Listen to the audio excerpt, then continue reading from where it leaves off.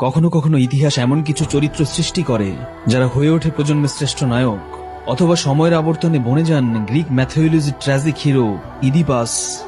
বিখ্যাত রোমান বীর Julio caesar সবকিছু জয় করেও হেরে গিয়েছিলেন তারই ছায়ায় আচ্ছন্ন ব্রুটাসের কাছে। আধুনিক ফুটবল যদি রোমান সভ্যতা হয়, তবে নেইমার দ্য সান্তোস জুনিয়র সেই সাম্রাজ্যের জুলিও সিজার, যিনি বারবার হেরে গিয়েছেন ইনজুরি নামক ব্রুটাসের কাছে। 12 বছর আগে দক্ষিণ আকাশে যে তারাটি জলজল করছিল সেটি হয়তো ধ্রুব হয়ে আলো ছড়াতে পারেনি। নেইমার জুনিয়র সম্ভবত ফুটবল দেবতার আশীর্বাদহীন এক রাজপুত্র। দক্ষতা যোগ্যতায় পরিপূর্ণ থাকা সত্ত্বেও শাসকের সিংহাসনে বসা হয়নি কখনো। ব্রাজিল, যে দেশ ফুটবলের জন্য জন্ম নিয়েছে, সেখানে নেইমার যেন এক নবজাগরণের প্রতীক। 2014 সালে বার্সেলোনায় এসে গড়ে তুলেছিলেন অপ্রতিরোধ্য এমএসএন জুটি, ক্লাবকে ইউরোপে সেরা করে জেতালেন ট্রেবল। তবে ফুটবল ততদিনে বদলে গেছে অর্থের মাপকাঠিতে। সাফল্যের মানদণ্ড এখন শুধুই শিরোপা অর্জন। কিন্তু নেইমার তো সাম্বা বয়, তাকে তো খেলতে হবে নান্দনিক লাতিন ফুটবলে জাগোবিনিতার সুরে।